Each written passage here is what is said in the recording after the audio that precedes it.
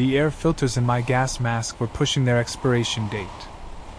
I could taste the metallic tang of recycled breath, a grim reminder that even the most prepared survivalist runs on borrowed time. My boots crunched over the layer of dead pine needles, a sound that seemed deafening in the unnatural silence of the Montana deep woods. I stopped, holding my breath, my hand instinctively tightening around the grip of my suppressed carbine. Nothing moved.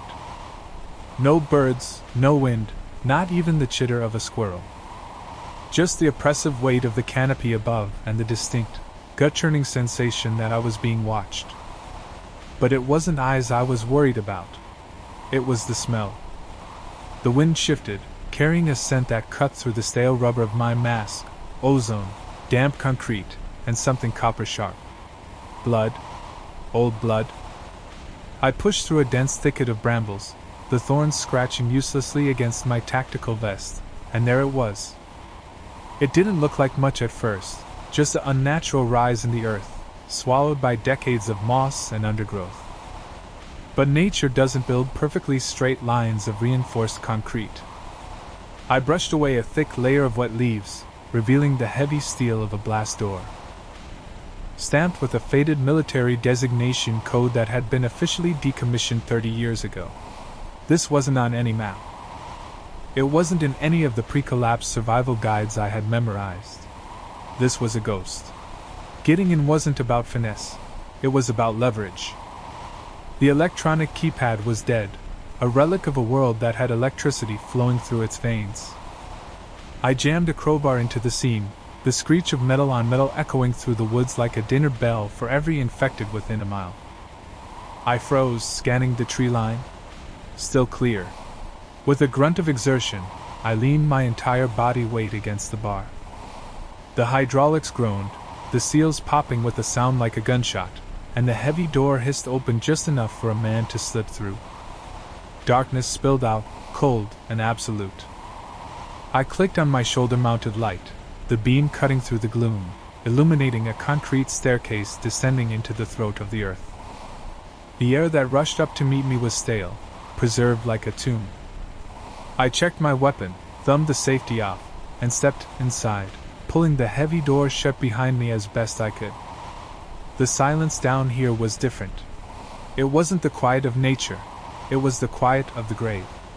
My boots echoed on the metal grating of the stairs. 1 flight. 2 flights. 3.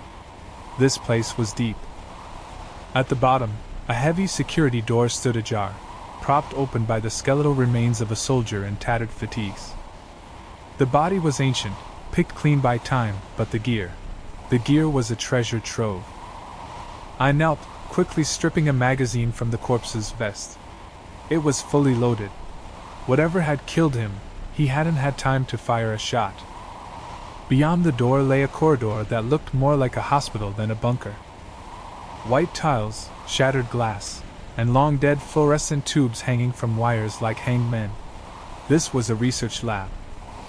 The walls were smeared with dried black residue, the telltale sign of the infection in its late stages. But this residue was old, dry and flaking. I moved slowly, practicing the heel-to-toe walk that kept sound to a minimum. The beam of my light swept across open doorways. A break room with overturned chairs. A server room with its guts ripped out. And then, a containment sector. The glass here was thick, ballistic grade, but something had tried to claw through it from the inside. Deep gouges marred the surface. I peered through the haze.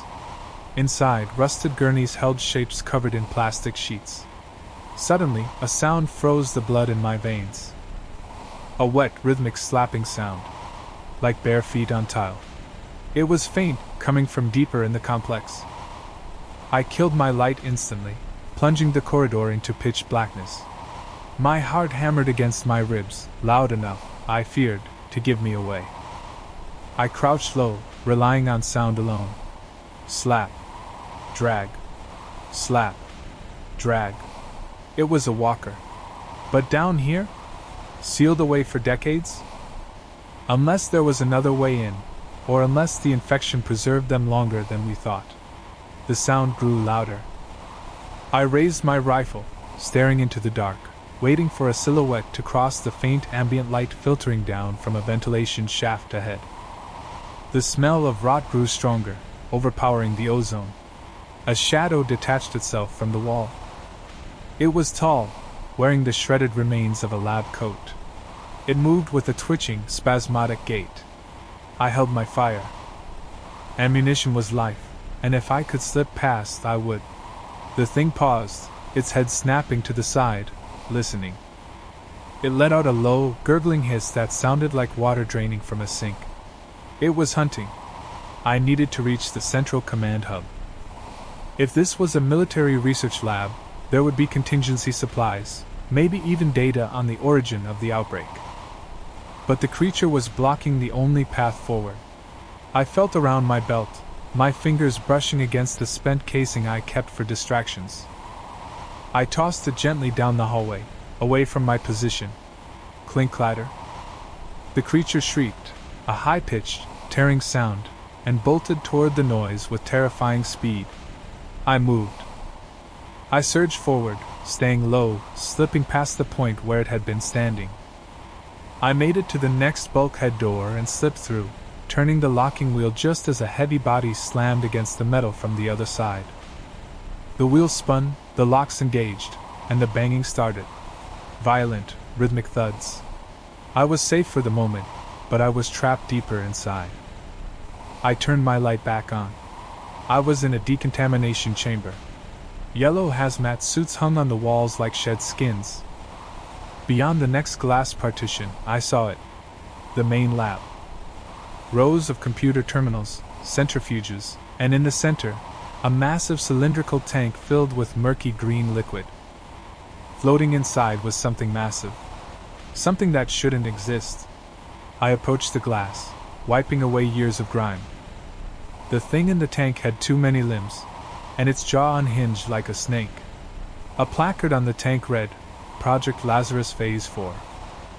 My radio crackled with static, a burst of white noise that made me jump. Is anyone there? A voice whispered through the static. Please.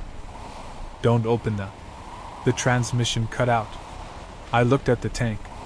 The creature inside twitched. Its eyes, milky white and devoid of humanity, opened. The glass began to crack. The perimeter fence was the first sign that the rules of the New World didn't apply here. In the city, the chain-link barriers were flattened by the crushing weight of panic, trampled by the stampede of the dying and the dead. But here, deep in the Appalachian spine, the 12-foot razor wire stood taut and humming. It wasn't powered. The grid had died 6 months ago along with the government, but the silence surrounding it was electric. The warning signs were standard Department of Defense issues, faded by rain and sun, lethal force authorized and biohazard level 4. What caught my eye wasn't the text, but the organic matter caught in the wire. It wasn't the dry, papery skin of the shamblas I was used to. It was calcified, hardened. Like coral growing on a reef, human remains had fused with the steel mesh, bone growing over metal in a way that biology shouldn't permit. I checked the chamber of my scavenged Remington. 3 shells? A pathetic tally for breaching a black site, but hunger is a powerful motivator, and the rumors of military caches were the only religion I had left. The main airlock was sealed, a monolithic slab of reinforced titanium. I didn't bother with the keypad. I went for the maintenance override panel I'd pried open on a similar bunker in Virginia. The mechanism was corroded, but the manual hand crank was still functional. It took every ounce of leverage I had, my boots slipping on the moss-slipped concrete, to turn the wheel. With a groan of tortured metal that echoed through the silent woods like a gunshot, the blast door cracked. Stale, recycled air hissed out, smelling of ozone, copper, and something sweet, like rotting melons. I slipped inside and cranked it shut behind me. If there was anything inside, I was locked in with it. If there was anything outside, I was safe. The dichotomy of survival. The interior emergency lighting was dead, but my tactical flashlight cut a cone through the dust. I was in a decontamination vestibule. Hazmat suits hung in lockers, shredded not by claws, but by pressure, as if the people inside them had expanded until they burst. I ignored the bodies. Rule 1: loot first, mourn never. I rifled through the lockers. Jackpot. A filtration mask with a seal that looked intact, though the filters were expired. Better than breathing the spore-heavy air of the lower levels. I found a flare gun, a tactical knife with a serrated spine, and a box of 9mm ammunition. It wasn't the gauge I needed, but ammo was currency. Then, the real prize, a crate of MRE's stamped prototype high caloric density. I tore one open, shoving a compressed nutrient bar into my mouth. It tasted like chalk and chemicals, but my stomach stopped cramping for the first time in days. I moved deeper, past the security checkpoint. The glass here was bulletproof, spiderwebbed by small arms fire from the inside. The guards had fired on the scientists. Or the subjects. The layout was a descending spiral. Level 1 was administration. Papers scattered everywhere, most redacted. I picked up a clipboard. Subject 12 showing accelerated ossification. Dermal hardening resisting standard hypodermolysis. I didn't like the sound of that. The infection out there, the rot, made people soft. They fell apart. They were slow bags of gas and fluid. This log suggested the opposite. I kept moving. Level 2 was barracks. Level 3 was research. The stairwell to level 3 was blocked by a barricade of desks and filing cabinets. I climbed over, my boots crunching on glass. The air grew colder here. The sweet rot smell was replaced by the sharp tang of formaldehyde. I entered the main lab, a cavernous room filled with smashed stasis tanks. Fluid slicks covered the floor. That's when I saw the first one. It wasn't a walker. It was a statue of meat and bone. The corpse was slumped against a centrifuge, but it looked armored. Where the skin had rotted away on a normal zombie, this thing had developed plates. Ridge-like protrusions of bone jutted from its shoulders and chest, fusing the ribcage into a solid sheet of ivory armor.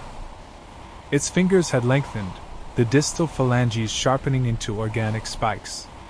I approached slowly, weapon raised. It was dead, truly dead, with a bullet hole through the eye socket, but the physiology was terrifying. The virus here hadn't just reanimated the host, it had optimized it. It was forcing evolution at a chaotic, malignant speed. I moved to the adjacent supply room, desperate to distract myself from the bone-plated nightmare. The scavenging here was incredible. High-grade antibiotics, epinephrine injectors, sterile bandages. I swept armfuls of medical supplies into my pack, the clatter of plastic bottles sounding deafening in the silence. I found a Geiger counter. It clicked rhythmically, showing low-level radiation, likely from the containment breach. Then, on a steel shelf, I found it, a military-grade keycard labeled Armory LVL4. My heart hammered against my ribs. Weapons. Real firepower. Not hunting rifles and rusted pistols, but the kind of hardware designed to put down insurgents. Or monsters. I turned to leave, but a sound froze me. A click. Not mechanical. It was the wet, sharp click of bones snapping into place. It came from the ceiling vents. I killed my flashlight instantly, plunging the lab into darkness. I held my breath, listening. There it was again. Scuttling. Fast. Heavy. The walkers outside dragged their feet. This thing moved with predatory precision. The ventilation grate above the stasis tanks rattled. I crouched behind a heavy steel desk, clutching the Remington. The grate gave way with a crash. Something landed on the wet floor. In the dim light of the exit sign's green glow, I saw the silhouette. It was hunched, the spine elongated and bowed. It didn't breathe, it vibrated.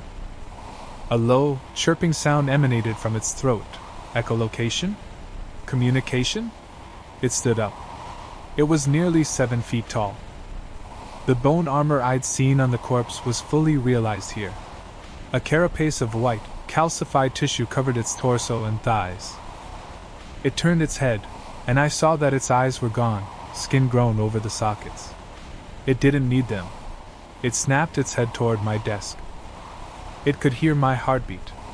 I realized then that the deep woods weren't just a hiding spot for the government. They were a petri dish. The virus outside was the watered-down version, the failure. This was the success. I didn't wait. I couldn't fight a tank with a shotgun. I grabbed a glass beaker from the desk and hurled it across the room. It shattered against the far wall. The creature shrieked, a sound like tearing metal, and lunged at the noise with blurring speed, smashing through a lab table as if it were balsa wood. I sprinted. I hit the hallway, my boots skidding, and scrambled back toward the stairwell. Behind me, the roar of the creature shook the walls. It wasn't eating the distraction, it was hunting the source. I vaulted the barricade, my shins scraping raw on a filing cabinet, and scrambled up the stairs. I could hear claws gouging into the concrete below, climbing the walls, bypassing the obstacles. I reached the heavy blast door of the stairwell and slammed it shut, spinning the locking wheel just as a massive impact shuddered through the steel. The metal groaned, bowing outward slightly. A second impact. Then a third, followed by a frustrated, high-pitched screeching. I backed away, chest heaving, staring at the dented metal. I was alive. I had food, meds, and a keycard for an armory I couldn't reach. But now I knew. The infection wasn't just ending the world. It was building a new one. And humanity wasn't invited. The blast doors of the Aegis 4 facility were not breached. They were overgrown. Massive vines, distinct from the surrounding pines of the deep woods, choked the hydraulics, their thick, pulsing veins throbbing with a dark, viscous sap that seemed to mimic a heartbeat. I adjusted the straps of my rucksack, the nylon biting into my shoulders, and checked the seal on my gas mask. The filter was 3 days old, borderline, but I couldn't risk breathing whatever air had been fermenting inside this concrete tomb for the last 2 years. The Geiger counter on my belt clicked a lazy, rhythmic warning, just enough to be anxiety-inducing without demanding an immediate retreat. I gripped the pry bar with white-knuckled intensity and wedged it into the seam of the service entrance. With a groan of rusted metal that echoed like a gunshot in the unnatural silence of the forest, the door gave way, exhaling a gust of stale, pressurized air that smelled of ozone and copper. Inside, the emergency lighting had long since failed. I clicked on my tactical light, the beam cutting through the suspended dust motes. It wasn't empty. That was the first thing I noticed. Usually, places like this were picked clean by the panicked masses in the first weeks of the outbreak, or stripped by military remnants during the Great Retreat. But the lobby of Aegis 4 was pristine, in a terrifying way. The security desk was unmanned, a half-drunk cup of coffee, now a solidified puck of mold, sat next to a logbook.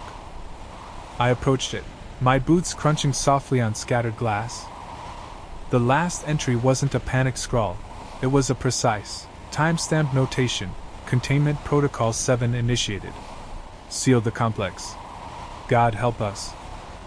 I bypassed the desk and moved toward the armory cage visible through the shatterproof glass behind the turnstiles. The magnetic locks were dead. I kicked the door in, the sound deadened by the damp acoustics of the facility. Jackpot doesn't begin to describe it. Rows of untouched P90S cases of 5.7 by 28mm ammunition, and pristine body armor. But as I reached for a tactical vest, I recoiled. The fabric was fused to the wall behind it by a webbing of gray, fibrous material. I leaned in close, the beam of my light playing over the substance. It looked like mycelium, but it twitched. I pulled my hand back, deciding to stick to the loose ammo boxes on the floor. I loaded my pack with as much high-velocity ammunition as I could carry without compromising my mobility. I found a crate of military-grade antibiotics and morphine injectors, gold in the New World. I was scavenging greedily, ignoring the prickling sensation on the back of my neck that told me I was being watched. Deeper in. The facility wasn't designed for habitation. it was a biolab. I moved past the decontamination showers, noting the blackened residue in the drains. The layout shifted from utilitarian gray to sterile white, though now stained with yellow streaks of organic discharge. I entered what looked like a primary observation deck. Below, through reinforced glass, was a containment pit. I wiped the condensation from the window.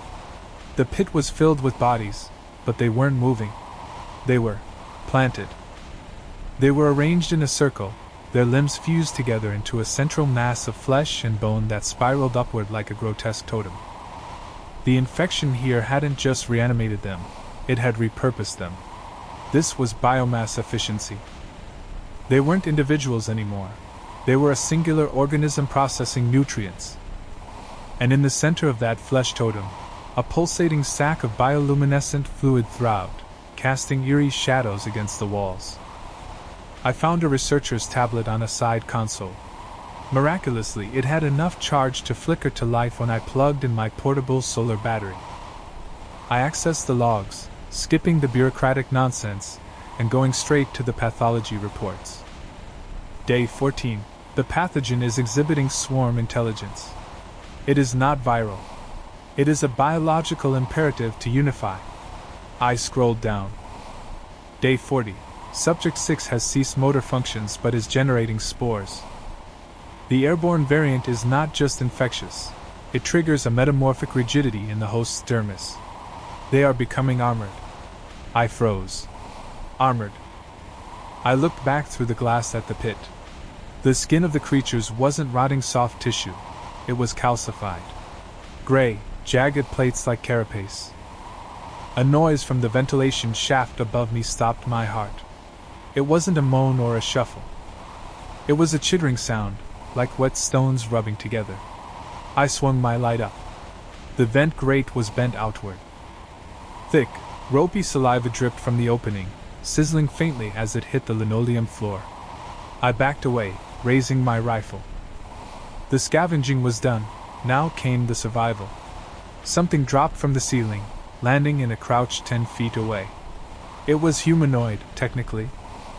It wore the shreds of a lab coat, but its anatomy had been violently restructured. The jaw had split vertically, mandibles clicking together. Its eyes were gone, replaced by a band of sensory pits that glowed faintly. And its skin, it was covered in those same gray plates I saw in the pit. It didn't scream. It hissed, a sound of pressurized gas escaping. I fired. The 5.56 round hit its center mass, but instead of tearing through flesh, it sparked against the calcified chest plate. The creature didn't even flinch. It lunged, closing the distance with terrifying speed. I dove to the left, crashing into a rack of test tubes. The creature slammed into the console where I'd been standing, shattering the metal casing. This was the evolution. The Shamblas and the cities were just the carriers, the drones. This thing was the soldier caste. I scrambled to my feet, slipping on broken glass. I needed to aim for the joints, the soft tissue between the plates. I leveled the rifle again as it turned, its sensory pits flaring brighter. I squeezed the trigger, a controlled burst. The first 2 rounds pinged off its shoulder, but the third caught the soft meat of its neck. Dark, black blood sprayed out, smelling of ammonia. It shrieked then, a high-pitched, resonant frequency that vibrated in my teeth. The sound wasn't just a cry of pain, it was a signal. From the depths of the facility, deeper down in the dark, other voices answered. A chorus of shrieks echoed through the ventilation system. The hive was waking up. I turned and ran, sprinting back toward the decontamination zone. The heavy thud of the armored creature's footsteps behind me was relentless. I reached the airlock, slamming the manual override. The heavy door began to slide shut, but the creature threw itself into the gap, its clawed hands swiping blindly. I drew my sidearm, the heavy .45 I kept for close encounters, and fired point blank into its exposed hand. It recoiled, and the door sealed with a final, hydraulic hiss. But I wasn't safe. The glass window of the door cracked as the thing threw itself against it. I could see the spiderweb fractures spreading with every impact. I ran through the armory, grabbing a satchel charge I had bypassed earlier. I didn't know if the timer worked, but I knew what C4 did. I burst into the lobby, the sunlight from the open blast door blinding me for a second. But the woods outside had changed. In the hour I had been inside, the silence had broken. The trees were swaying, though there was no wind. I realized then the true horror of the log's entry about unification. The vines on the blast door. They were twitching in sync with the shrieks from inside the lab. The forest was part of the network. The root systems were infected. I was standing in the stomach of the beast. I armed the C4, tossing it back into the tunnel towards the armory, and sprinted into the tree line. I didn't look back when the explosion rocked the earth, collapsing the entrance to Aegis 4. I just ran, my lungs burning, dodging branches that seemed to lash out at me. The infection wasn't just in the blood anymore. It was in the soil. It was in the sap. The world wasn't dying. It was changing into something hostile to human life. And as I cleared the perimeter, checking the haul of antibiotics that cost me nearly everything, I realized the war was already lost. We were just fighting for the right to breathe for one more day. The hydraulic seal hissed, a sound like a dying serpent, as the heavy blast door groaned inward. Years of rusted tumblers and dead electronics had forced me to use the manual override crank. A grueling 20-minute workout that left my triceps burning and my shirt clinging to my back with cold sweat. But as the gap widened enough to squeeze through, the exertion felt trivial compared to the dread pooling in my gut. The air that rushed out wasn't the stagnant, rot-filled miasma of the world outside. It was cold, artificial. It smelled of ozone, burned electrical wiring, and the sharp, chemical sting of formaldehyde. This place, designated Outpost Sierra 9 on the crumbling topographic map I'd pulled off a dead ranger 3 weeks ago, was still sealed. That meant whatever was inside hadn't gotten out. Or, more terrifyingly, whatever was outside hadn't gotten in. I clicked the pressure switch on my tactical light. The beam cut through the darkness, illuminating a suspended swirling dust that sparkled like diamonds in the sterile gloom.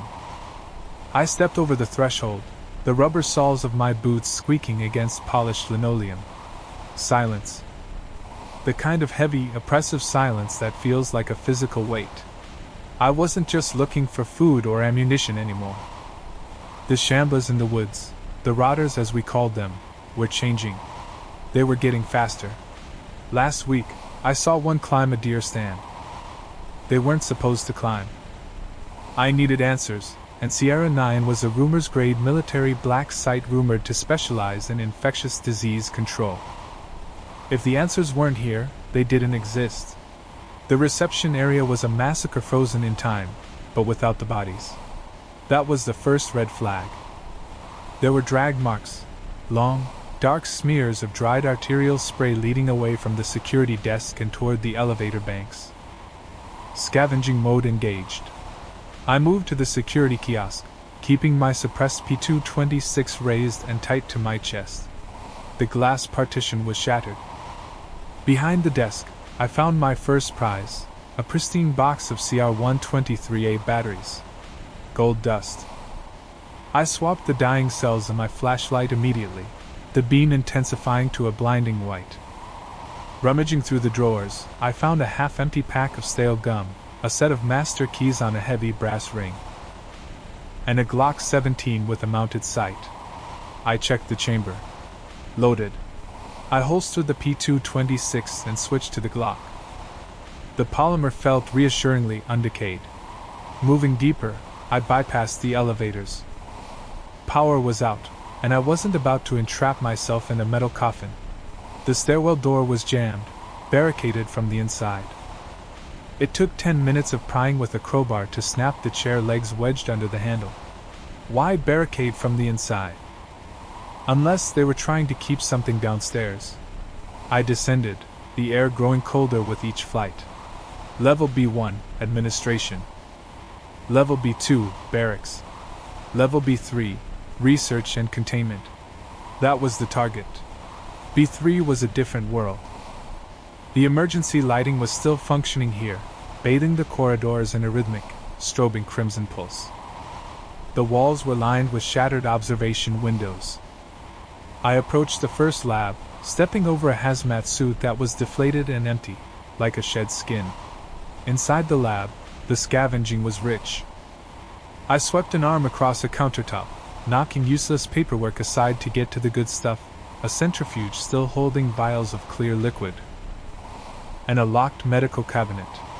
A quick strike with the crowbar shattered the glass. Antibiotics, doxycycline and ciprofloxacin. And better yet, painkillers. Real, high-grade opiates. I pocketed everything, the rattle of pill bottles the only sound in the red dark. Then I saw the logbook on the center desk. It was open to a page dated 6 months after the initial outbreak. The handwriting was jagged, frantic. Subject 82 is no longer responding to sedation. The fungal integration is complete.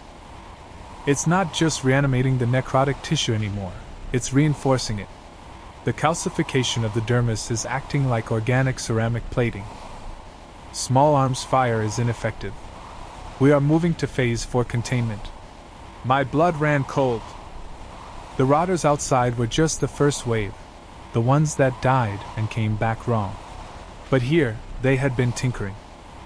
They were trying to weaponize the virus, or cure it, and instead, they had forced it to evolve. I heard the sound then.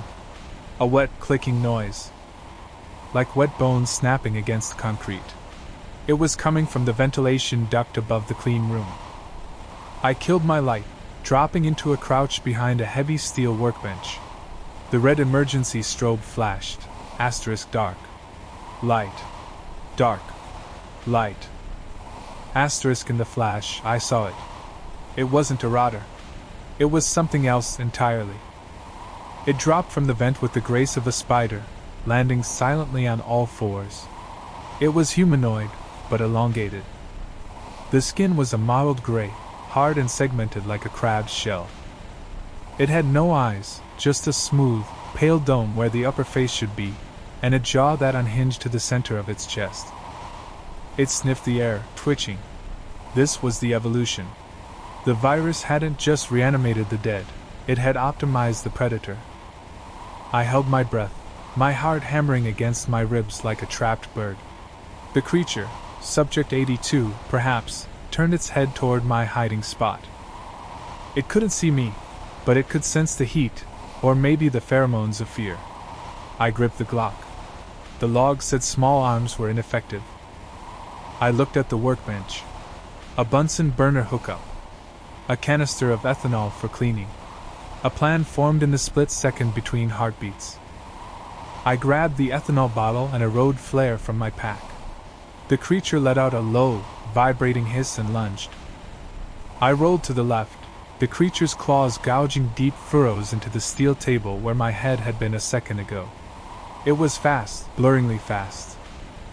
I kicked the table, jamming it against the creature's midsection, pinning it for a microsecond. I popped the cap of the flare, the brilliant red magnesium fire roaring to life, blinding in the dim room. The creature shrieked, a sound that wasn't human, a sound of digital distortion and organic rage. I threw the ethanol canister at its chest and jammed the flare into the spray. Whoosh. The fire engulfed the thing instantly.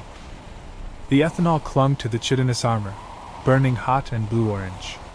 It thrashed, knocking over microscopes and smashing computer terminals. I didn't wait to watch it burn. I sprinted for the door, the heat licking at my heels. I needed to get deeper. The log mentioned Phase 4 containment at the end of the hall. If they had a sample of the original strain, or the data on how this mutation occurred, it would be there. And if I was lucky, I'd find something that could kill these things without setting the whole building on fire. I reached the heavy blast doors of the containment wing. Locked. Electronic keypad. I swiped the keycard I'd found upstairs. Access denied. Damn it. I tried again. Access denied. Asterisk, the burning thing down the hall was screaming less and moving more. It was adapting to the pain. I looked at the panel. I didn't need a code, I needed a bypass. I jammed the crowbar into the seam of the panel and wrenched it open, exposing the wires. I wasn't an engineer, but I knew red from black. I stripped the wires with my teeth and sparked them together. The door clunked, the magnetic locks disengaging. I threw my shoulder against it and tumbled into the cool, pressurized air of the inner sanctum. I slammed the door shut and engaged the manual deadbolt just as a heavy body slammed against the other side. The metal buckled slightly. I backed away, panting, turning my light to the room. This wasn't a lab. It was a nursery. Rows of glass tubes, 10 feet high, filled with amber fluid. Inside them, floating suspended, were the evolved. Dozens of them. Some with arm blades, some with expanded cranial capacities, others with fused riot gear integrated into their flesh. But the terrifying part wasn't the monsters. It was the computer terminal at the center of the room, blinking with a steady green cursor. I walked over, wiping sweat from my eyes. Asterisk system status. Upload complete. Asterisk. Asterisk target. Regional atmospheric scrubbers. Asterisk. Asterisk deployment. Airborne. Asterisk. I stared at the screen, the realization hitting me harder than the creature outside could have. The evolution wasn't accidental. And it wasn't local. They had uploaded the mutagenic catalyst into the atmospheric scrubbers. They were changing the air. That's why the rotters in the woods were climbing. That's why the animals were changing. It wasn't spreading through bites anymore. It was in the wind. I looked at the loot in my bag, the pills, the ammo, the batteries. It felt heavy, useless. I wasn't just surviving the apocalypse. I was watching the terraforming of Earth. I grabbed a portable hard drive sitting next to the console and initiated a download of the research data. If there was a way to reverse this, it was on that drive. The door behind me buckled again, the hinges screaming. The creature outside was calling for help, and the things in the tanks. Their fingers were twitching. I racked the slide of the Glock. The scavenge was over. The war had just changed. The hydraulic hiss of the blast door was the loudest sound I had heard in 6 months. It cut through the silence of the pines like a scream, a pressurized exhale of stale, recycled air that had been trapped underground since the fall. I stood there for a long minute, my hand gripping the cold steel of the manual override wheel, waiting for the noise to draw them. But nothing came. The deep woods were silent, save for the wind rattling the dead branches of the canopy. The infected out here were different, dormant, moss-covered, merging with the landscape, but I expected the noise to wake them. When the silence held, I clicked my headlamp to the red filter and slipped into the dark maw of the Blackwood Research Facility. The air inside tasted of copper and ozone, a sharp contrast to the loam and rot of the forest floor. My boots crunched over shattered glass in the airlock. The decontamination sprayers were dry, their nozzles clogged with a black, resinous substance that looked disturbingly like dried blood but smelled like ammonia. I kept my shotgun raised, stock pressed tight against my shoulder. The layout was standard military brutalism: concrete walls, color-coded floor stripes, and checkpoints that had become tombs. The first corpse I found was a private, slumped against the plexiglass of the security booth. He wasn't bitten. He'd done it himself. The M9 pistol was still in his skeletal grip, but I didn't take it. I took the magazine, checking the rounds for corrosion, and slid them into my pouch. Scavenging wasn't just about grabbing everything, it was about weight management. Ounces equaled pounds, and pounds equaled death. I bypassed the security lockout with a crowbar, the screech of metal on metal echoing down the long, shadowed corridor of Sector A. This was the admin wing. Low value. I needed the labs. I needed to know why the radio broadcasts had mentioned this place before the static took over. As I moved deeper, the environment shifted. The sterile white tiles were obscured by a creeping, fibrous growth. It wasn't mold. It looked like a nervous system, thick black veins pulsing faintly along the walls, growing into the fluorescent light fixtures. I ran a gloved finger near a tendril, and it recoiled, shrinking back with a wet slap. The infection wasn't just in the host anymore. It was becoming the architecture. I pushed into the first biology lab, sweeping the room. Centrifuges, broken beakers, overturned tables. But there, a pristine hazardous materials locker. My heart hammered against my ribs. I pried the lock with the tip of my knife. Jackpot. 4 vials of broad-spectrum antibiotics, sealed epinephrine injectors, and a box of sterile bandages. I packed them with reverence. Outside, a scratch could mean a slow, feverish death from sepsis long before the virus took you. Here, I held liquid gold. I also found a datapad on a desk, its battery miraculously holding a sliver of charge. I tapped the screen. The last entry was dated 2 years ago. Subject 819 shows rapid osteoreinforcement. The pathogen is no longer just reanimating necrotic tissue, it is restructuring it. Dermal layers are calcifying. We created armor. God help us, we made them bulletproof. The floor vibrated. It was subtle at first, then rhythmic. Thump. Drag. Thump. Drag. I killed the headlamp instantly, crouching behind a stainless steel dissection table. In the gloom, illuminated only by the dying emergency strobe down the hall, a silhouette emerged from the shadows of the adjacent containment unit. It was massive. The log hadn't lied. The thing used to be human, maybe a researcher in a hazmat suit, but the suit had fused with the flesh. Plates of bone, gray and jagged like slate, had erupted through the synthetic fabric, creating a natural carapace over the chest and shoulders.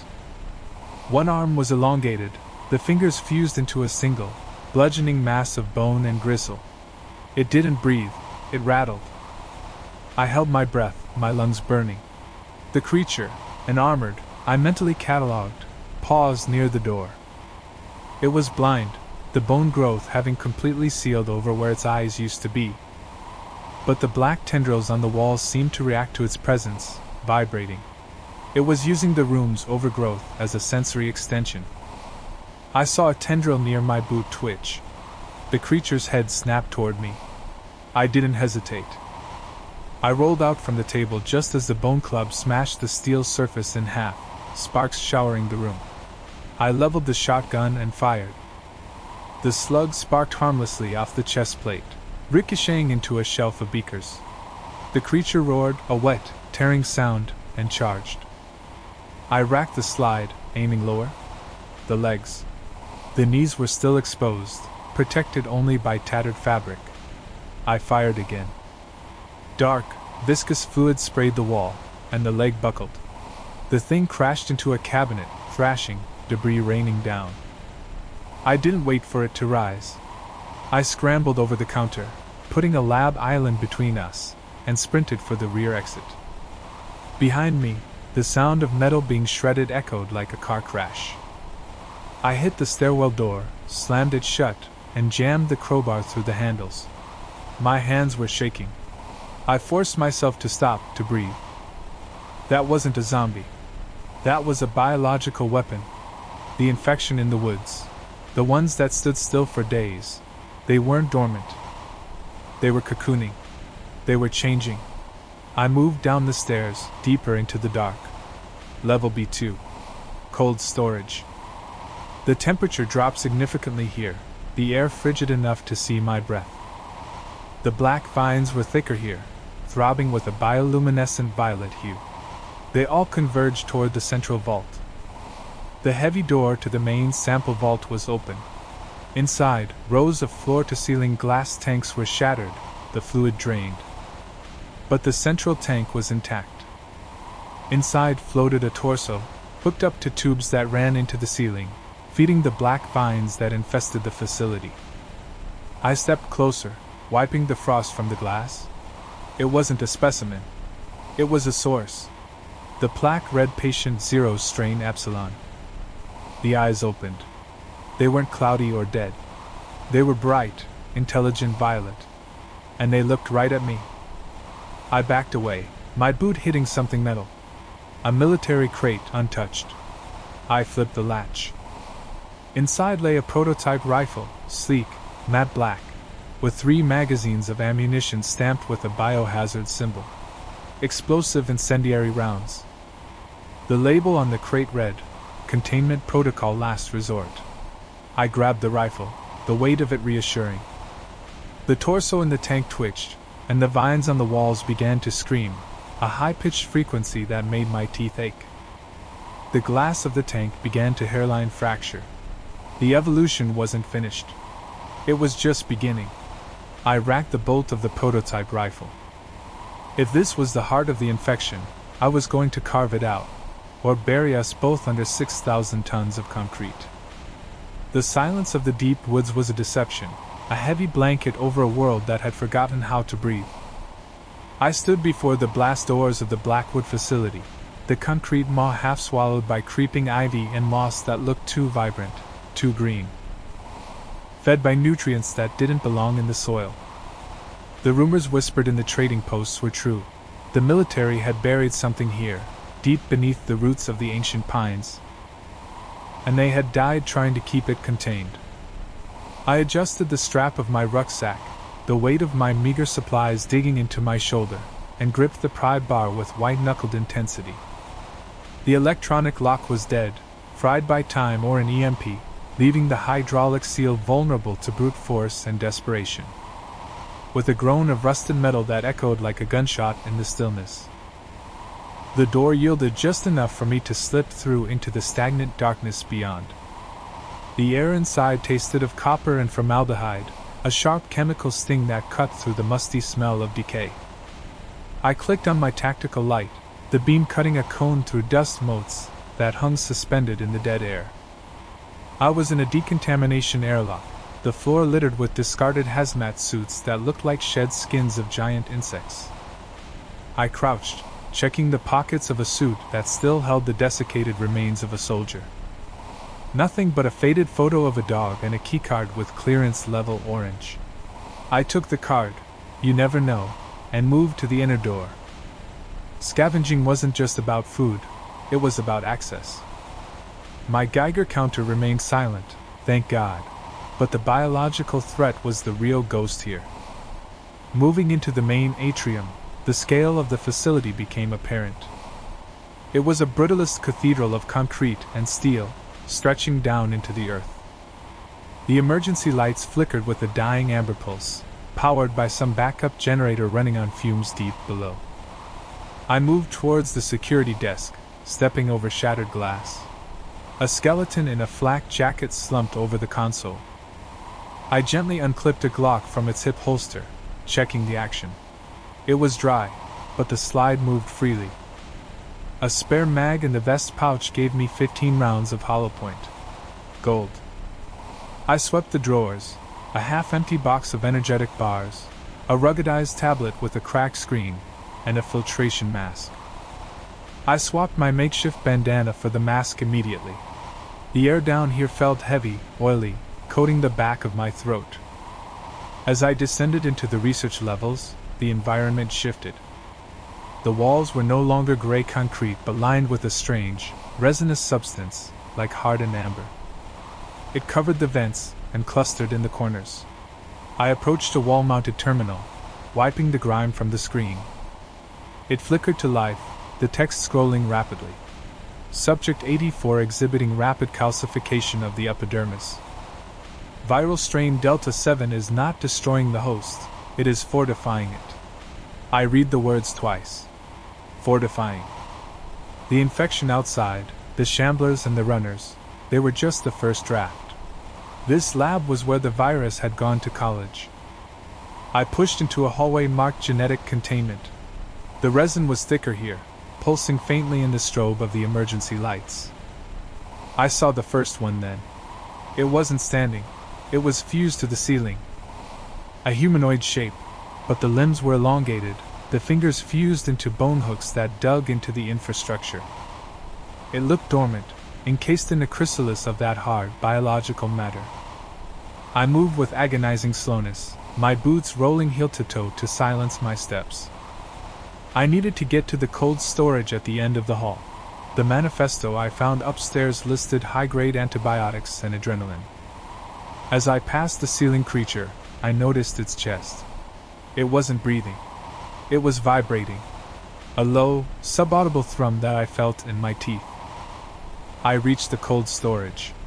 The door was glass, and I could see the prize, racks of untouched medical supplies. I used the pry bar again, jamming it into the frame.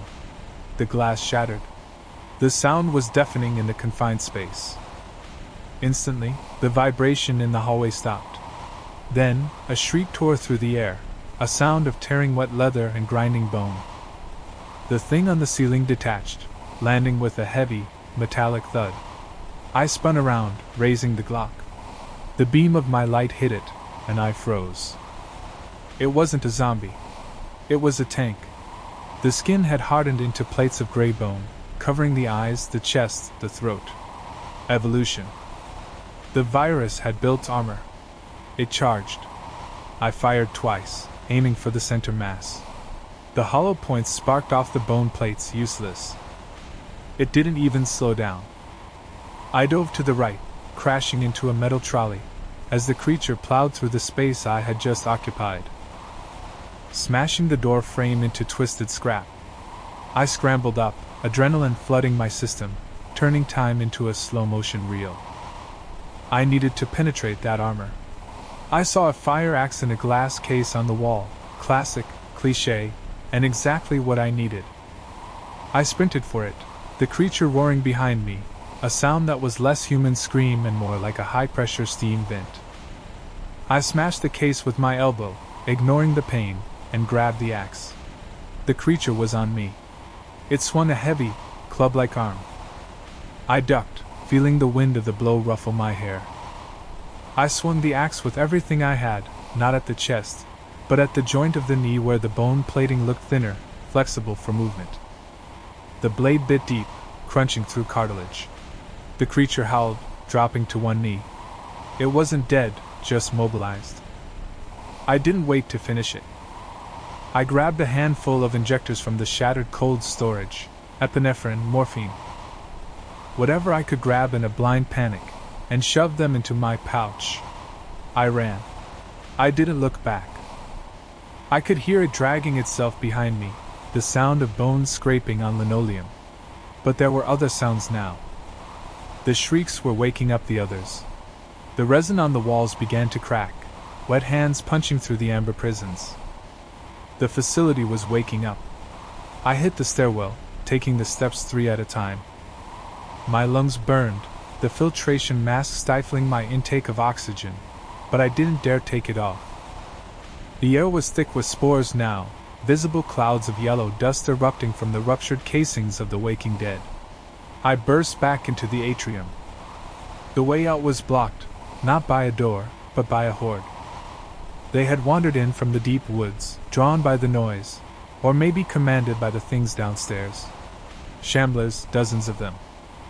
But amidst them were the transitional ones, zombies with one arm larger than the other, or jaws that unhinged like snakes. The evolution was leaking out. I checked my ammo. 12 rounds. Not enough. I looked around desperately. The security desk. The gas suppression system. I vaulted over the desk, slamming my hand onto the control panel. Crowd control, tear gas deployment. I turned the key I had looted earlier. The vents hissed. Canisters popped from the ceiling, flooding the atrium with thick, white smoke. The infected hesitated, their sensory organs confused by the chemical assault. It wouldn't kill them, but it blinded them. I pulled my mask tight and waded into the smoke.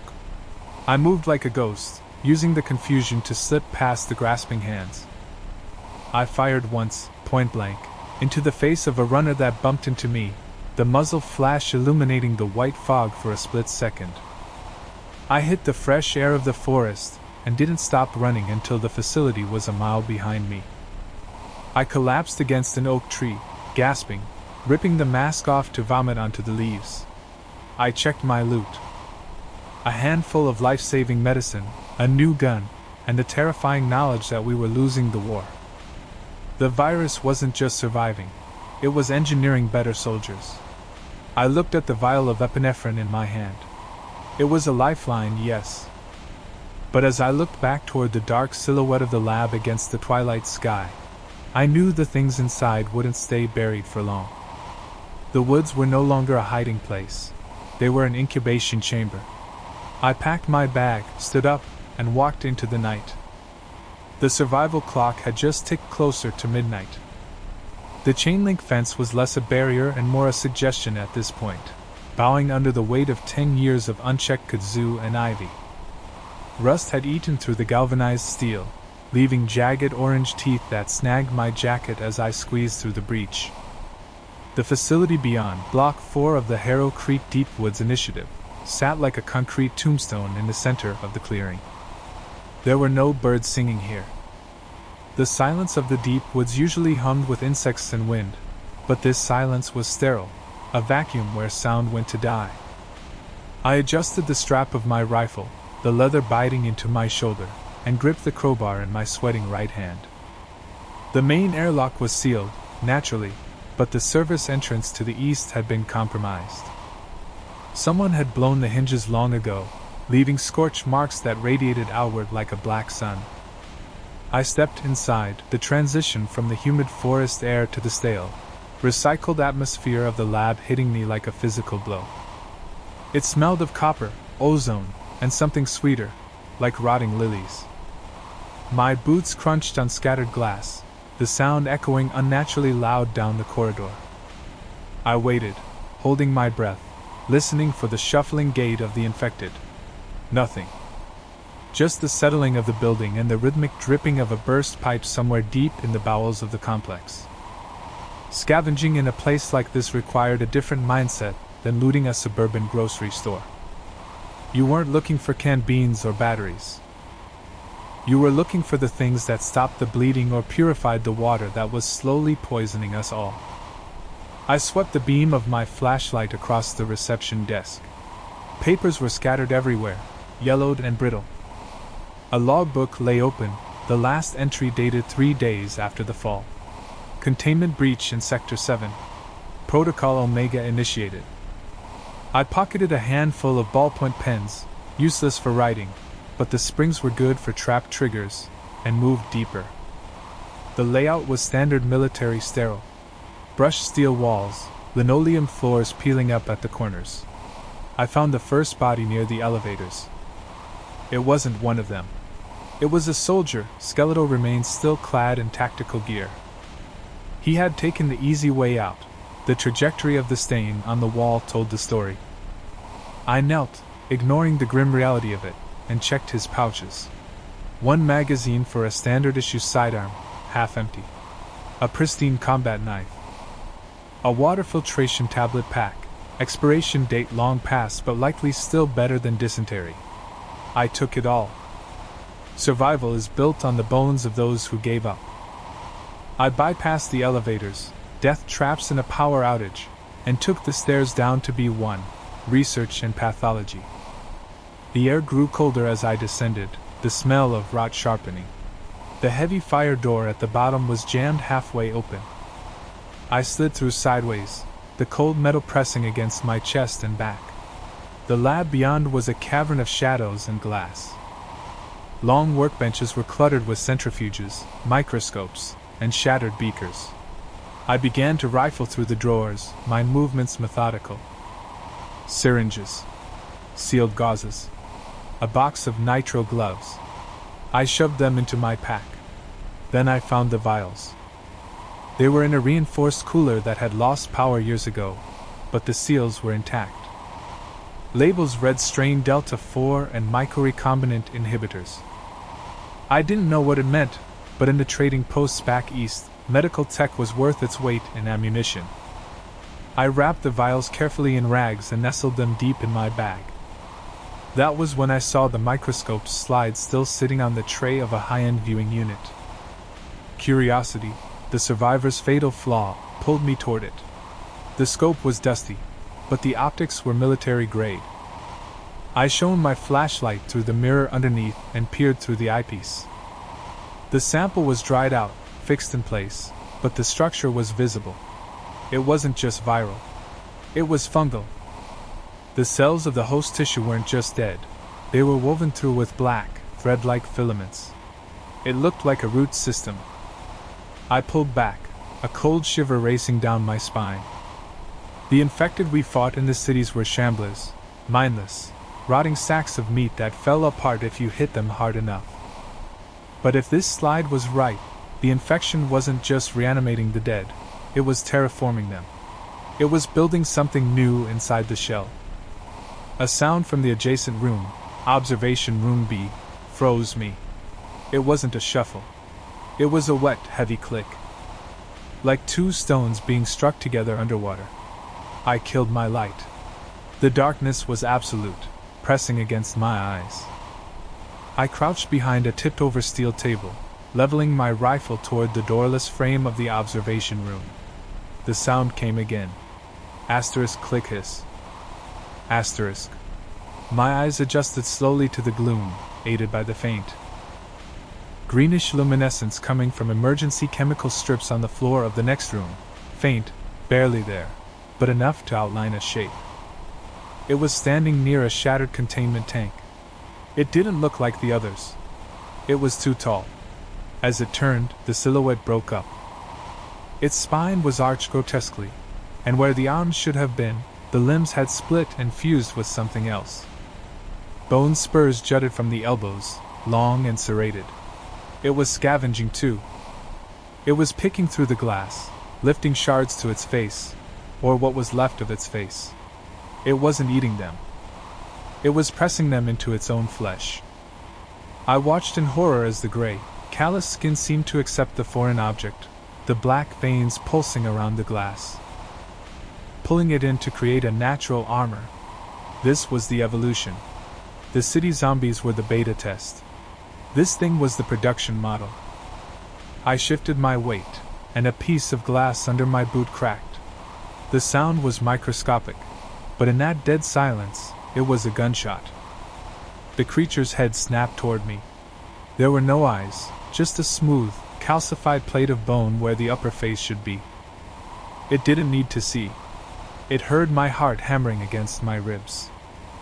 It screamed, not a human scream, but a high-pitched, vibrating shriek that rattled my teeth, and charged. It moved on all fours, then two, switching stances with fluid and sectored grace. I didn't hesitate. I squeezed the trigger. The muzzle flash strobed the room, blinding me for a split second. I heard the round impact, the wet thud of lead hitting meat, but the creature didn't stop. It hit the table I was hiding behind, flipping the heavy steel furniture as if it were cardboard. I rolled back, scrambling for distance. The creature lunged, one of those bone-spurred arms slashing the air where my throat had been a second before. I fired again, point-blank into the chest. Dark, viscous fluid erupted, but the thing didn't bleed out, it coagulated instantly. The black filaments I'd seen in the microscope were holding it together, knitting the wound shut in seconds. I needed fire. I kicked backward, sliding across the slick linoleum, and grabbed a jagged shard of a beaker from the floor. As the creature pounced, I jammed the glass into the soft tissue of its shoulder, pivoting my body to throw it off balance. It was heavier than a man, dense with muscle and bone. It stumbled, crashing into a rack of chemicals. I scrambled up, my hand finding the flare pouch on my belt. I ripped the cap off a road flare and struck it. The red light hissed into existence, brilliant and searing. The creature recoiled, screeching, shielding its sensitive faceplate. It feared the light. I threw the flare at the spilled chemicals beneath the rack it had crashed into. Ethanol. Formaldehyde. The fumes caught instantly. A whoosh of blue and orange flame engulfed the creature. It thrashed, the fire eating into the fungal webbing that held it together. It didn't die immediately. It wailed, a sound of burning air and dying synapses, flailing in the inferno. I didn't stay to watch it burn out. I turned and ran, sprinting back up the stairs, my lungs burning, the image of that knitting, evolving flesh seared into my mind. I burst out of the service entrance and into the cool, indifferent air of the forest, collapsing against the concrete wall. The woods were silent again, but the silence felt different now. It wasn't empty. It was waiting. I clutched the bag with the vials to my chest. We had thought we were just surviving the end of the world, waiting for the dead to rot away so we could reclaim the ashes. We were wrong. The dead weren't rotting. They were becoming something else. And we were running out of time. The perimeter fence was the first warning, though I was too desperate to heed it at the time.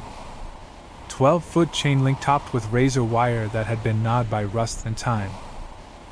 But the section facing the dense tree line hadn't been cut or trampled. It had been pushed. The steel posts were bent outward from the inside, warped by a colossal, singular force that suggested whatever had been contained here didn't just want to leave, it wanted to rampage. The sign, half buried in a slurry of pine needles and black mud, read Usamariad Field Site Omega. The letters were faded, barely visible under the grime, but the red biohazard symbol still burned with a dull, threatening luminosity in the twilight. I gripped my crowbar tighter, the cold steel biting into my callous palm, and stepped through the breach. The silence of the deep woods was usually heavy, but here, inside the compound, it was absolute. No birds, no crickets, not even the wind rustling the overgrown hemlocks that crowded the concrete courtyard. It was a vacuum. I moved toward the main structure, a brittlest slab of gray concrete stained with vertical streaks of black mold. My boots crunched over spent brass casings, 56 millimeters, thousands of them. A last stand that had failed. I crouched by a rusted Humvee, checking the interior. The driver was still there, or parts of him. The tactical vest was shredded, fused to the seat by a dried, resinous substance that looked more like hardened tar than blood. I worked the buckles with my knife, holding my breath against the copper stench of old death. A ceramic plate, cracked but functional. 3 magazines of ammunition, green-tipped. A sealed IFAK pouch. I shoved them into my rucksack. Scavenging wasn't just about grabbing everything. It was about weight management. Calories, ammo, medicine. Everything else was dead weight. The main airlock doors were jammed open, the hydraulic arms snapped like twigs. I clicked my flashlight on, the beam cutting a cone through the suspended dust motes. The air inside was cooler, recycled and stale, tasting of ozone and rot. The lobby was a slaughterhouse frozen in time. Furniture overturned, bullet holes pockmarking the drywall in frantic, rising patterns. But it was the bodies that stopped me. They weren't decomposing correctly. I knelt beside a corpse wearing a lab coat, the ID badge reading Dr. Eris Thorne. The skin hadn't sloughed off, it had tightened, turning into a gray, leathery hide. I used the tip of the crowbar to lift the arm. The fingers had fused together, the fingernails elongated into jagged, calcified spurs. This wasn't the shambling rot I saw in the cities. The infection here had time to cook, to perfect itself. I moved deeper, guided by the faded lines on the linoleum floor. Blue for cryogenics, red for containment, yellow for administration. I followed the yellow line first. Intel was as valuable as bullets. In the security office, the monitors were dead, but a single emergency terminal blinked with a low battery indicator. I bypassed the lock, standard military encryption, lazy, and pulled up the last logs. The date was 6 months after the initial outbreak. They survived the fall, but something changed. Log entry 44B. Subject 88 is showing signs of photosensitivity and dermal calcification. Small arms fire is ineffective. The strain is rewriting the host's DNA to support structural reinforcement. It's armoring them. I swallowed hard. Armored zombies. The city walkers were bags of meat, these things were tanks. I raided the lockers in the security room. A gas mask with a fresh filter, gold dust. A box of CR-123 batteries. a heavy-duty tactical flashlight. I swapped my flickering light for the military-grade beam, and the hallway lit up like day. That's when I saw the growth. It started at the elevator shaft, a thick, fungal webbing that pulsed slowly, rhythmic and wet. It covered the walls, floor, and ceiling, narrowing the corridor into a throat. I had to go down. The labs were underground. That's where the high-value loot would be: antivirals, experimental stims, maybe the origin of this nightmare. I pried the elevator doors open. The car was at the bottom of the shaft, 4 floors down. I rappelled down the cables, my gloves slick with grease. The air grew warmer as I descended, humid and cloying. When I landed on the roof of the elevator car, the smell hit me, not rot, but musk. Like a reptile house. I dropped through the maintenance hatch into the car and forced the doors. Level B4, biocontainment. The emergency lights were spinning, casting nauseating red shadows that stretched and contracted. The lab was a labyrinth of shattered glass and expensive equipment. I swept the room, my weapon raised. On the far wall, a refrigeration unit was still humming, powered by a backup generator. I rushed to it. Inside, racks of vials. Most were smashed, but a sealed metal case sat on the bottom shelf. I grabbed it, checking the weight. Heavy. The label read viral suppressant prototype. It wouldn't cure me, but it could buy time if I got bit. I secured it in my pack, padding it with a spare pair of socks. Then I heard it. A click. Sharp, distinct, like 2 stones striking together. It came from the observation deck above the clean room. I killed my light instantly, plunging the lab into red-washed darkness. I held my breath, my heart hammering against my ribs like a trapped bird. Another click. Then a heavy, wet thud, like a side of beef hitting the floor. I squinted into the gloom. Something detached itself from the shadows. It was massive, easily 7 feet tall, its silhouette distorted by jagged protrusions. It didn't walk, it loped on all fours, its movements jerky and unnatural. I realized with horror that the logs were right. It had no eyes. Where the face should have been, a plate of bone had grown over the sockets, thick and scarred. It was blind, hunting by sound. I reached for my pistol, my hand trembling slightly. The suppression unit in my bag shifted, the metal clinking softly against the zipper. The creature's head snapped toward me. It let out a shriek that wasn't human, a high-pitched, oscillating resonance that made my teeth ache. It charged. I scrambled over a lab table, glass speakers shattering under my boots. The noise was deafening in the silence. The creature didn't care about the glass. It smashed through the heavy oak table as if it were balsa wood. I fired blindly behind me, the muzzle flash illuminating the monstrosity. The bullet sparked off its chest, ricocheting harmlessly off the gray, calcified armor plates. Standard rounds were useless. I needed to break its structure. I saw a compressed nitrogen tank chained to a pillar near the exit. If I could lure it. I sprinted, my lungs burning. The thing was fast, closing the distance with terrifying speed. I could hear its breathing, wet, rattling gasps. I slid across the polished floor, grabbing the tank's valve. It was stuck. The creature was 10 feet away, raising a massive, clawed hand to crush me. I slammed the crowbar against the valve, shearing it off. A jet of freezing white gas erupted, engulfing the creature. It screamed, the sound turning into a gurgle as the extreme cold seized its muscles. The biological armor, brittle from the rapid temperature drop, began to crack. I didn't wait to see it freeze solid. I scrambled up the stairs, taking them 3 at a time. The sound of cracking bone echoed behind me, followed by a roar of pure, primal rage. It wasn't dead, just slowed.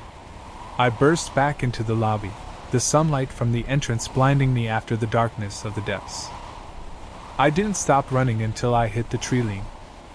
My pack was heavy with the weight of the suppressant and the ammo, but the heaviest thing was the knowledge I carried out with me.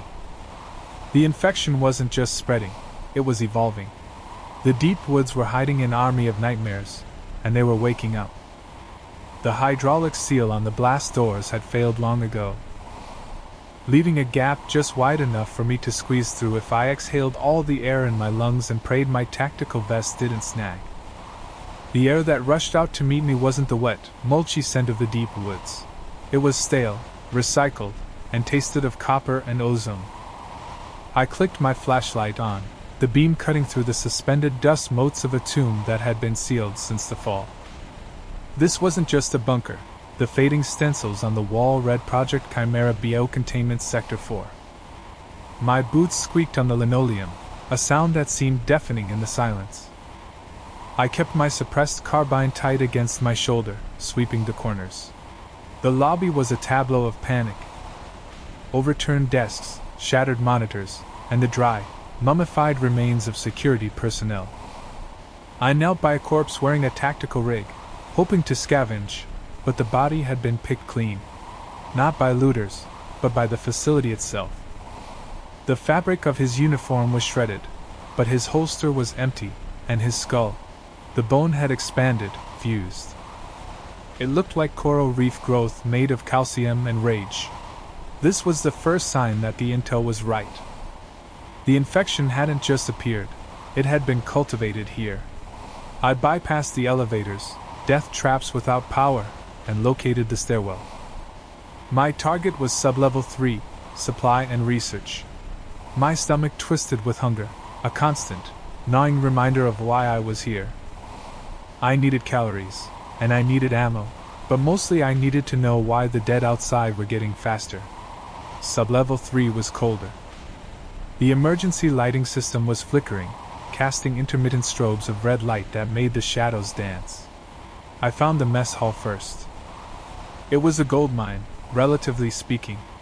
I swept a shelf of untouched MREs into my pack, my hands trembling. Chili mac, beef stew, lemon pound cake. I didn't stop there. I checked the industrial fridges. Rotten sludge coated the bottom, but in the back, behind a crate of spoiled milk, I found sealed cans of peaches and a stash of water purification tablets.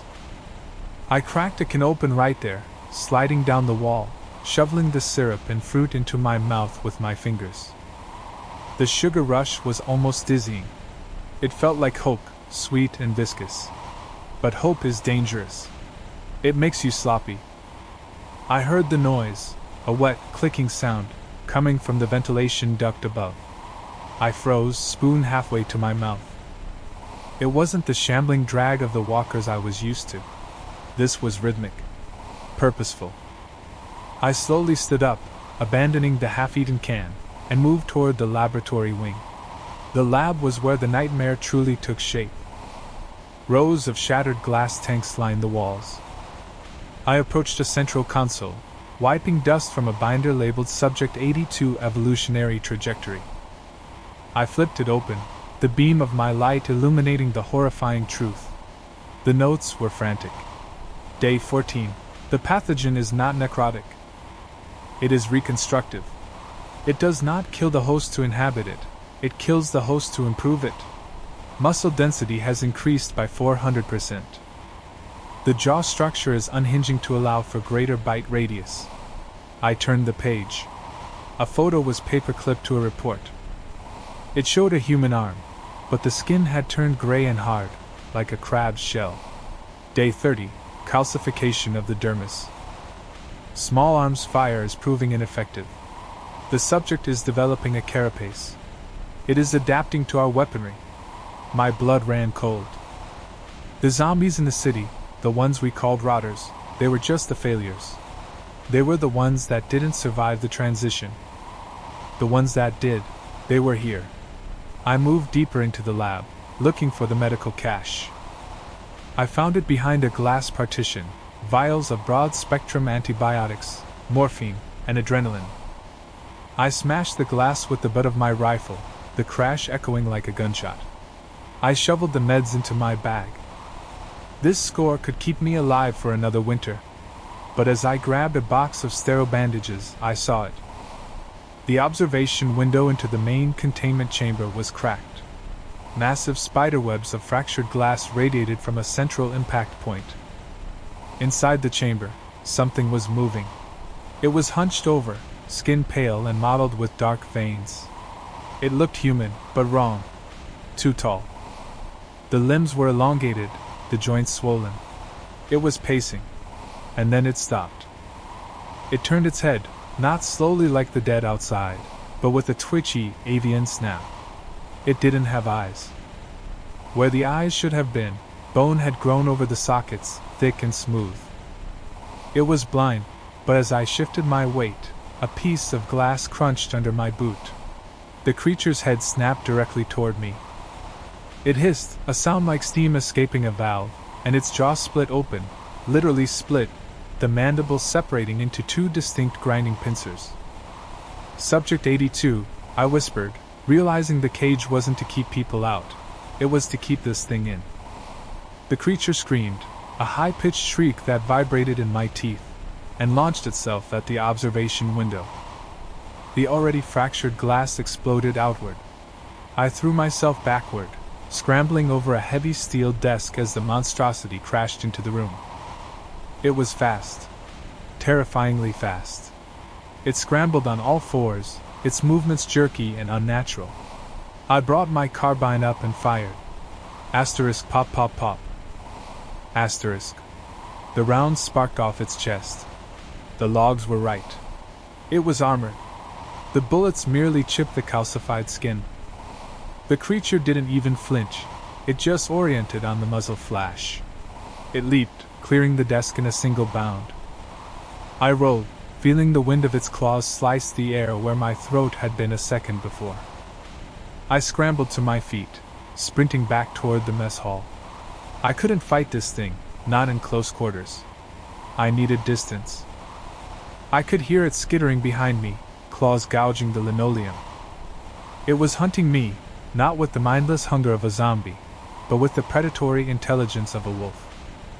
I burst into the hallway, the red emergency lights making the world spin. I unclipped a flashbang from my vest, one of the last two I had. I didn't know if it would work on something with no eyes, but I had to try. I pulled the pin and dropped it behind me, diving around the corner just as the bang snapped the air. The creature shrieked again, a sound of disorientation. It worked. The concussion messed with its inner ear or whatever sensory organ it used. I didn't wait to check. I ran for the stairwell, my lungs burning, the heavy pack of scavenged loot bouncing against my spine. As I hit the stairs, I heard more screeching from below. Different pitches. Answering calls? The hive was waking up. I took the stairs 3 at a time, risking a broken ankle. The deep woods had always terrified me because of the silence, but this. The cacophony of screeching metal and biological rage was infinitely worse. I burst through the blast doors and into the humid night air of the forest. I didn't stop. I couldn't. I ran until the trees blurred, until the metallic taste of the lab was replaced by pine and rot. I collapsed against an ancient oak, gasping, clutching the bag of medicine to my chest. I had the supplies. I had the food. But as I looked back toward the dark maw of the bunker entrance, hidden by the overgrowth, I realized the survival rules had changed. The infection wasn't decaying. It was evolving. The rotters were just the chrysalis phase. And what was hatching out of them was something we weren't ready for. I checked my magazine, 12 rounds left. I racked the slide, the mechanical click sounding pathetic against the vast, dark woods. The war hadn't ended. It was just beginning. The perimeter fence was the first sign that this wasn't just a military outpost, it was a containment failure. The galvanized steel wasn't bent inward by a horde trying to get in, but exploded outward. Shredded like wet tissue paper by something with hydraulic strength. I kept my breathing shallow, the filter on my gas mask struggling to process the humid, metallic air of the deep woods. The silence here was heavy, a physical weight pressing against my eardrums, broken only by the crunch of pine needles and broken glass under my boots. The facility, a brittlest concrete slab half buried in the mossy hillside, loomed ahead. The heavy blast doors were slightly ajar, jammed by the calcified remains of a corpse that no longer looked human. I squeezed through the gap, my tack vest scraping against the cold steel. Inside, the air quality shifted. It smelled of ozone, stale recycled oxygen, and something sweet, like rotting peaches. I clicked on my shoulder-mounted flashlight, the beam cutting through the swirling dust motes. Scavenging mode engaged. My eyes scanned the reception area, ignoring the blood splatter that painted an abstract nightmare across the reception desk. I checked the guard first. He was slumped against the wall, his P-90 submachine gun still strapped to his chest. I stripped the mag. Full. Good. I took his sidearm, a standard-issue Beretta, and a pouch of loose 9mm rounds. His tactical belt held a pristine IFAK. I ripped it open, quick-clot gauze, tourniquets, and morphine injectors. Gold dust.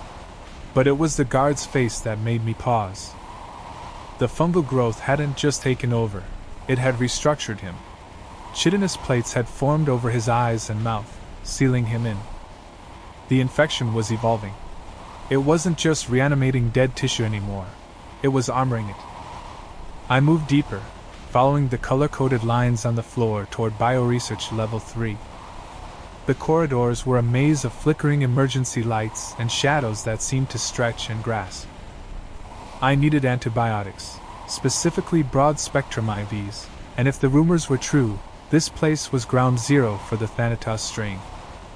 Finding a sample or data could explain why the infected in the city were starting to coordinate. I breached a lab door, the electronic lock long since fried. The room was a mess of shattered beakers and overturned centrifuges. I swept the cabinets. Most were looted or smashed, but under a pile of debris, I found a cold storage box. Inside were 4 vials of epinephrine and a box of azithromycin. Into the pack they went. Every ounce of weight had to be calculated against the calories needed to carry it. On a desk, a terminal blinked with a green cursor. I wiped the grime off the screen. It was a research log, dated 3 years ago, 2 months after the fall. Subject 82 shows hyperadaptive skeletal reinforcement, the text read. The virus is reacting to trauma by calcifying the dermis. Small arms fire is becoming ineffective. Suggest heavy ordnance for containment. I scrolled down. Week 12. Subjects are displaying hive mind behavior. Pheromone communication confirmed. They aren't mindless. They are hunting. A chill that had nothing to do with the facility's failing HVAC system ran down my spine. The shamblers in the city were slow, dumb. But out here? In the dark? The virus had been allowed to cook, free from interference. A noise echoed from the ventilation duct above me.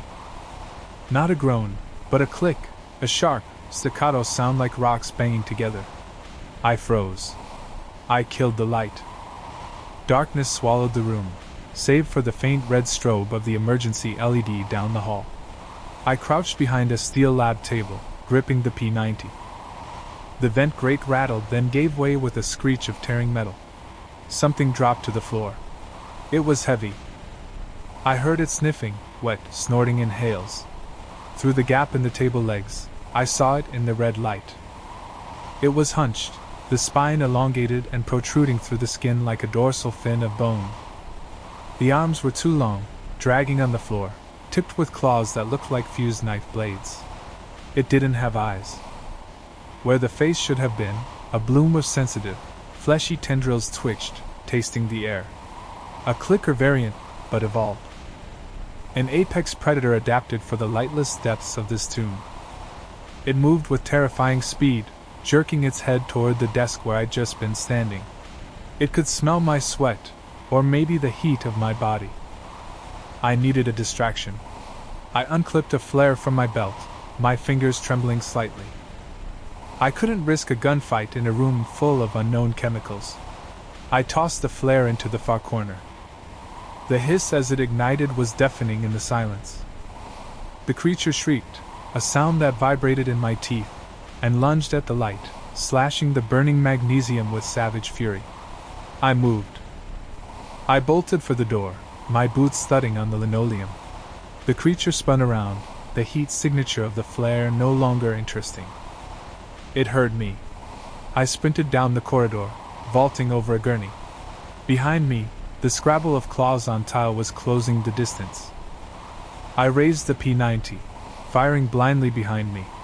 The muzzle flash illuminated the hallway in strobe light horror. The bullets sparked off the creature's bone-plated chest. Ricochets whined. It didn't stop, barely even flinching. I needed high caliber or fire.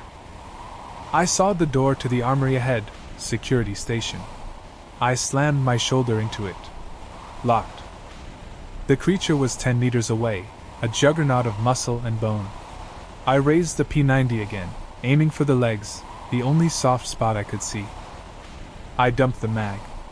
The creature stumbled as 5.7 round shredded its knee, crashing into the wall with a force that cracked the concrete.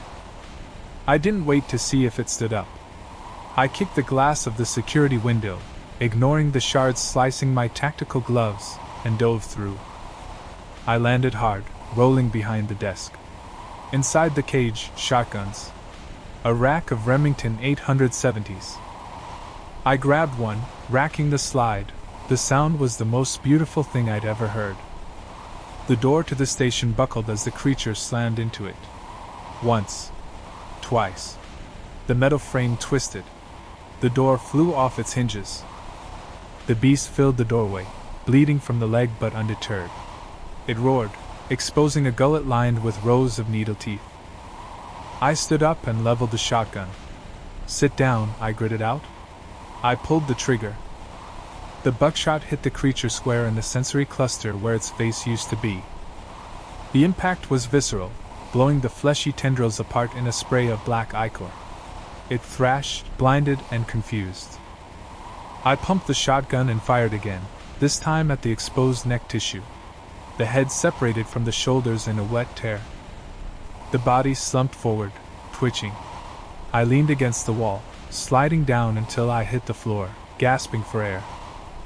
My heart hammered against my ribs like a trapped bird. I reloaded the shotgun, my hands slick with sweat and blood.